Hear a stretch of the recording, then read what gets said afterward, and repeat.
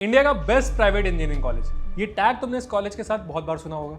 ये कॉलेज हमेशा कंट्रोवर्सी में रहता है, कभी अपनी रैंकिंग्स को लेके, कभी जो इनका रिजल्ट आता है उसमें बच्चों की रैंकिंग को लेके कंट्रोवर्सी में रहता है। अभी रिसेंटली कॉलेज इस वजह से कंट्रोवर्सी में, क्योंकि इसके एक कैंपस में लाइक अनहाइजीनिक फूड की वजह से काफी सारे बच्चे हॉस्पिटल में एडमिट हो चुके हैं। इन्वेस्टमेंट की बात करेंगे तो 15 से 20 लाख का तुम्हारे यहाँ पे इन्वेस्टमेंट रहता है। वहीं पे जब हम ROI की बात कर रहे होंगे, कितना पैसा मिलने वाला है, ये वीडियो में आगे बताने वाला हूं।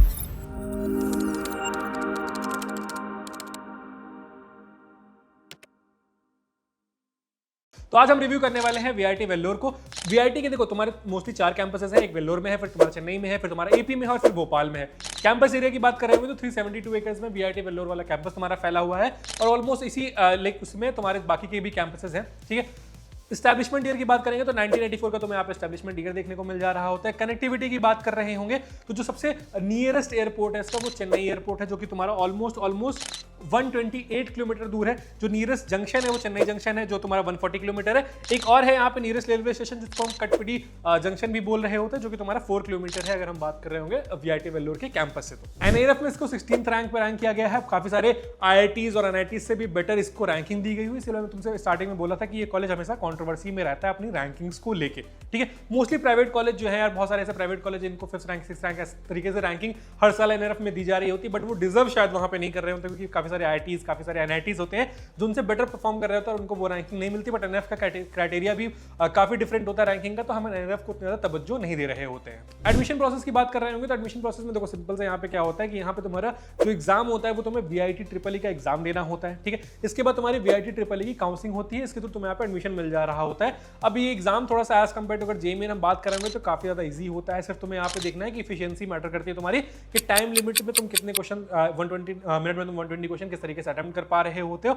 अब एक जो ड्रॉबैक है यार VIT के साथ, जिसकी वजह से इसका नाम खराब है, वो इसलिए खराब है यार क्योंकि देखो जब यहाँ पे एग्जाम होता है, ठीक, इसके बाद ना तो इसकी कोई तुम्हारा जो है जैसे JEE में क्या होता है कि तुम्हारे आंसर की वगैरह आती है, तुम्हारे तुमने क्या फिल किया था इसके साथ, उस तरीके से तुम्हारा कोई भी रिजल्ट नहीं आता है। तुम्हें ये भी नहीं बताता तुम्हारे कितने मार्क्स स्कोर किए हैं, तुमने कितने परसेंटाइल स्कोर किए हैं। यहाँ पे सिंपली तुम्हारी रैंकिंग आ जाती है और हर साल बच्चे ये बोल रहे होते हैं कि तुम्हारे पापा की जो इनकम है उसको देख के यहाँ पे इनकी रैंक डिसाइड हो रही होती है, क्योंकि यहाँ पे कैटेगरी वाइज तुम फीस में बात करोगे ना तो यहाँ पे 5 कैटेगरी में तुम्हारी फीस लग रही होती है। तो अक्सर होता क्या है कि यार बहुत सारे बच्चे ऐसे बोलते हैं जिनका 95 परसेंटाइल या फिर 96 परसेंटाइल JEE में आ रहा होता है ना, उनका यहाँ पे 60,000 70,000 80,000 रैंक आ रही होती है। तो ये चीज़ हर साल है और ये ऐसा नहीं कि ये मैं बोल रहा हूँ, तुम्हें बच्चों के कमेंट्स मिल जाएंगे, बच्चों के स्क्रीनशॉट्स मिल जा रहे होंगे जो मुझे बच्चों ने शेयर किए हुए हैं, और ये बच्चों का पास्ट एक्सपीरियंस रहा हुआ है। तो ये चीज़ है जो थोड़ा सा इसके साथ ड्रॉबैक है, जिसकी वजह से लाइक इसका थोड़ा सा नाम रिसेंट टाइम्स में कुछ ऊपर नीचे हो गया है। अब बात कर रहे होंगे कि फीस से पहले यहाँ पे मैं बात करूंगा कि कौन कौन सी यहाँ पे ब्रांचेस अवेलेबल है। अब यहाँ पे ग्रुप A ब्रांच होती है, ग्रुप B ब्रांच होती है। ग्रुप A में नॉन सर्किटल ब्रांच आ जाती है, तुम्हारी फूड इंजीनियरिंग हो गई, तुम्हारी जो है हेल्थ साइंस हो गई, तुम्हारी गवर्नमेंट इंजीनियरिंग हो गई,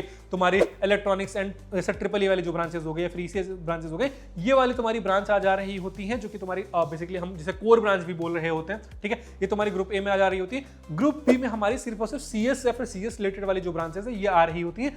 अब ग्रुप A में और ग्रुप B में फीस का डिफरेंस होता है। ठीक, अब इसके बाद यहाँ पे क्या होता है, यहाँ पे 5 कैटेगरीज में फीस लग रही होती है। ठीक, अब जो कैटेगरी 1 की फीस है वो ऑन एन एवरेज 1.9 लाख के अराउंड लग रही होती है।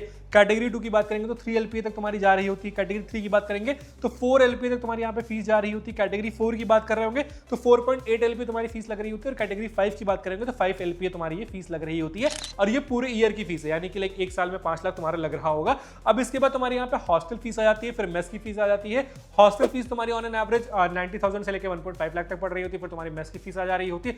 तो ओवरऑल अगर हम बात कर रहे होंगे, अगर आप कैटेगरी 1 से बीटेक कर रहे हो, ठीक है, तो उस केस में जो तुम्हारी इन्वेस्टमेंट है वो 2.5-3 लाख के अराउंड आ जा रही होगी। कैटेगरी 2 में है तो मान के चलो 5.5 के अराउंड तुम्हारी इन्वेस्टमेंट आ जा रही होगी। वहीं पे अगर तुम कैटेगरी 5 में आ रहे हो तो तुम्हारी जो इन्वेस्टमेंट है वो 6.57 के अराउंड आ जा रही होगी। उसको हम 4 से मल्टीप्लाई कर देंगे तो जो तुम्हारी टोटल इन्वेस्टमेंट है वो कहीं ना कहीं 25 to 30 लाख के रेंज में आने वाली है। यानी कि देखो सिंपल सी चीज है, मैं एक बहुत क्लियर एडवाइस देता हूँ वीडियो के स्टार्ट में, तुम्हें ये एडवाइस दे रहा हूँ कि अगर तुम्हें कैटेगरी 1 या फिर कैटेगरी 2 में एडमिशन नहीं मिल रहा है तो इस कॉलेज को अवॉइड कर देना अंटिल अनलेस तुम्हारे पास बहुत ज्यादा पैसा ऐसा रखा हुआ पैसा है और तुम्हें उसको कहीं मन कर रहा है कि चलो खर्चा कर देते हैं और ठीक ठाक सा कुछ प्लेसमेंट मिल गया तो मिल गया, नहीं मिला तो भी कोई दिक्कत नहीं है। तो उस केस में तुम जो है इस कॉलेज में जाना, वरना अगर तुम जो है ऐसे मतलब ये हो सिंसियर स्टूडेंट हो, मिडिल क्लास से आ रहे हो, तो तुम उस केस में सिर्फ और सिर्फ कैटेगरी 1 या फिर कैटेगरी 2 में ही एडमिशन लेना।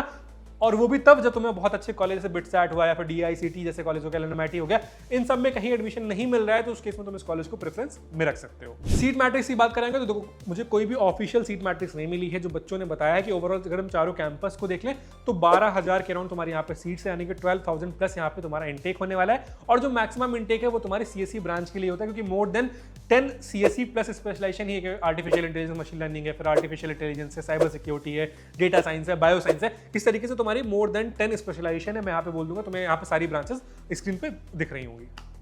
इसके बाद बात करते हैं कि कट ऑफ या किस रैंक पे क्या कॉलेज मिल रहा होता है, कौन सा ब्रांच मिल जा रहा होता है हमें। तो यहाँ पे देखो कोई भी ऑफिशियल डेटा नहीं रिलीज हो रहा होता है। सिंपल सा यहाँ पे अगर तुम्हारी 7,000 8,000 तक रैंक आ रही है तो तुम्हारे पास प्रोबेबिलिटी है कि तुम VIT वेल्लोर जो मेन कैंपस है उसमें तुम CSE जैसी ब्रांचेस को ले पा रहे होगे कैटेगरी 1 या फिर कैटेगरी 2 में। इससे ज्यादा तुम्हारी रैंक है तो तुम कैटेगरी 3, कैटेगरी 4, कैटेगरी 5 में एडमिशन ले रहे होगे, या फिर तुम्हें फिर वहां पे और कैंपसेस जो इनके VIT चेन्नई हो गया, AP हो गया, भोपाल हो गया, उनको अपनी प्रेफरेंस लिस्ट में रखना पड़ रहा होगा। अब आ जाते हैं बात करने की भैया प्लेसमेंट क्या है, ROI कितना मिल रहा होता है। जो इनका प्लेसमेंट का डेटा है, जो एग्जैक्ट डेटा इनकी वेबसाइट पे मेंशन है, जो मैंने बच्चों से बात करी वही तुम्हें एग्जैक्ट डेटा यहाँ पे बता रहा हूँ। 2025 की बात करेंगे तो 868 कंपनीज यहाँ पे आई हुई है हायरिंग के लिए बेसिकली, ठीक है। जिसमें से अगर हम सुपर ड्रीम ऑफर्स की बात कर रहे होंगे तो वो 3,003 स्टूडेंट को मिला हुआ है। सुपर ड्रीम ऑफर क्या होता है? सुपर ड्रीम ऑफर वो होता है जिसमें 10 लाख से ज्यादा का पैकेज हमें मिल रहा होता है।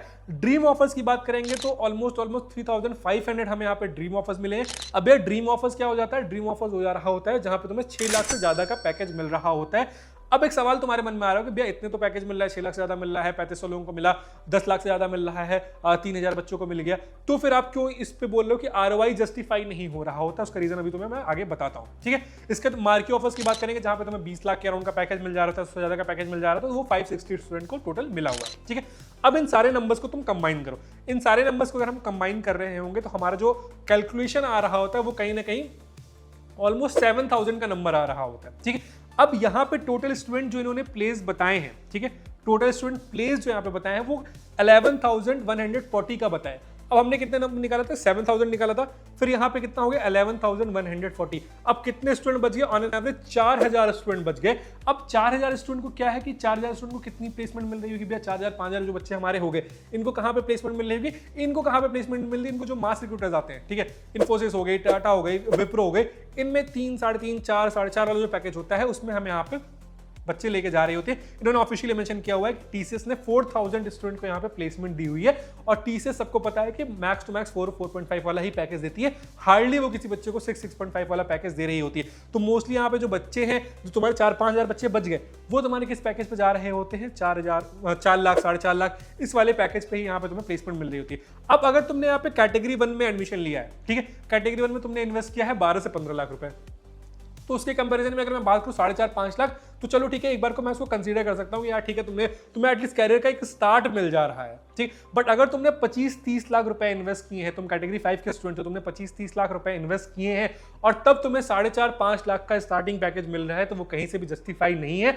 तो इसलिए देखो, तुम्हारे पैसे बचाने की बात है कि तुम कहां पे, तुम्हारे पास बहुत सारे ना कॉलेज के ऑप्शंस है, ठीक। जब अगर तुम्हारा स्कोर 90 परसेंटाइल भी आ रहा है जेईई में, या फिर 85 परसेंटाइल भी आ रहा है, फिर 80 परसेंटाइल भी आ रहा है, तब भी तुम्हारे पास बहुत सारे कॉलेज ऑप्शन है जिनको तुम प्रीफर कर सकते हो। अब तुम्हें उस कॉलेज के बारे में कैसे पता चलेगा? तुम्हें क्या करना है, कॉलेज के चैनल को सब्सक्राइब करके रखना है, क्योंकि यहाँ पे हम सारे कॉलेज को कवर कर रहे होते हैं। किस परसेंटाइल पे कौन सा कॉलेज मिल रहा होगा, कौन सी काउंसलिंग तुम्हें करनी चाहिए, सारी चीजें हमें क्लियर कर रहे हो। तुम्हें क्या करना है, कॉलेज को सब्सक्राइब करके रखना है, और व्हाट्सएप चैनल की लिंक डिस्क्रिप्शन बॉक्स में दी गई है, व्हाट्सएप चैनल भी ज्वाइन कर लेना, ठीक है। तो तुम्हारी ये प्लेसमेंट की पूरी ओवरऑल रिपोर्ट हो गई कि कितनी प्लेसमेंट यहाँ पे तुम्हें लग रही है, और हाईएस्ट पैकेज यहाँ पे 1 CR का गया हुआ है, ठीक है।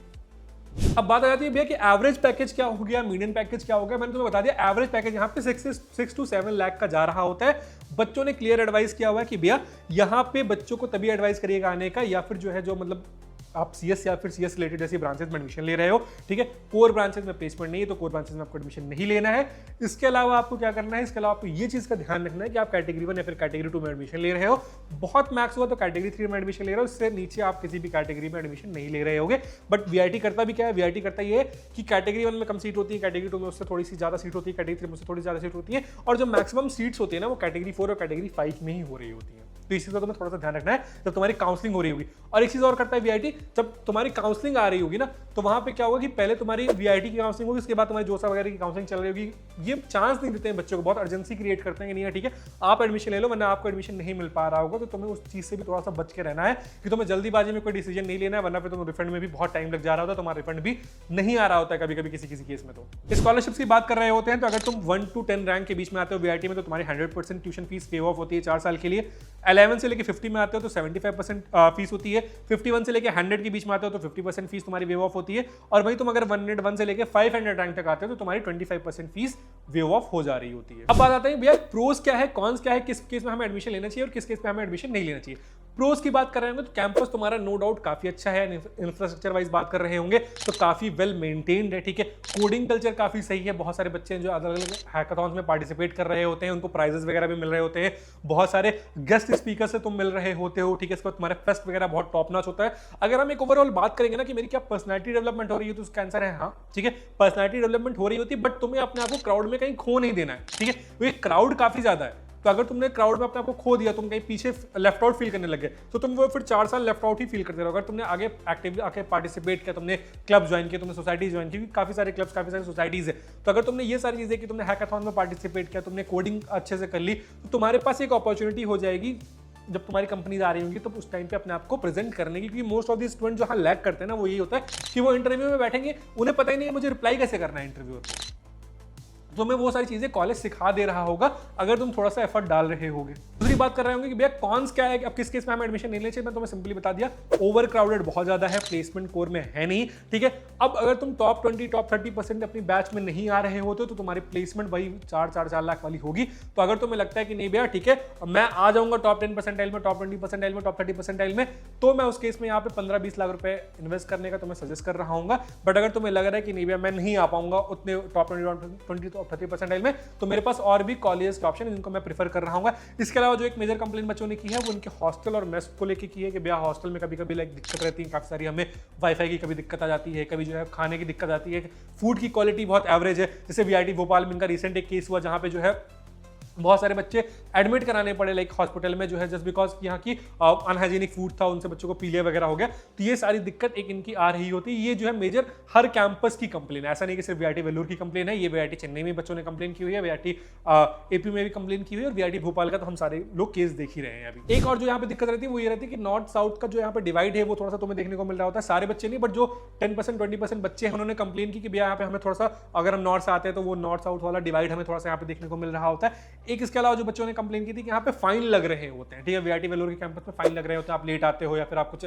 मतलब वो करते हो तो आपको यहाँ पे फाइन लग रहे होते हैं। इसके अलावा यहाँ पे जो है पीडीए करके जो है वहां पे इन्होंने ग्रुप वगैरह भी बना रखा है।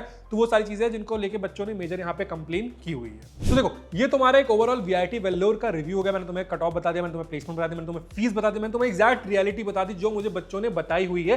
तो अब ये तुम्हारा डिसीजन है कि तुम किस केस में लेते हो एडमिशन, किस केस में नहीं लेते हो। मैं सिंपली तुम्हें सजेस्ट करूंगा अगर तुम कैटेगरी 1, कैटेगरी 2, कैटेगरी 3 तक जा रहे हो तो तुम एडमिशन ले सकते हो, वरना तुम्हारे पास और भी कॉलेज का ऑप्शन है, तुम उनको प्रेफर कर सकते हो। अब तुम्हारे ड्रीम लिस्ट में ये कॉलेज है नहीं है तो मैं कमेंट सेक्शन में बता देना है, इस वीडियो को दोस्तों के साथ शेयर कर देना है। और ऐसे किस कॉलेज के बारे में चाहते हो कि हम इन डेप्थ यहाँ पे रिव्यू कर रहे हो, तुम उस कॉलेज का नाम कमेंट सेक्शन में बता सकते हो। बाकी व्हाट्सएप चैनल के लिंक डिस्क्रिप्शन बॉक्स में दी गई है, व्हाट्सएप ज्वाइन कर लो। इसी के साथ मैं हूं नमन। कॉलेज के काउंसिल से रिलेटेड कोई भी डाउट आता है आपको मिल जाएगा, तो आपको क्या करना है, चैनल को सब्सक्राइब कर लेना, नोटिफिकेशन में ऑन कर लेना है।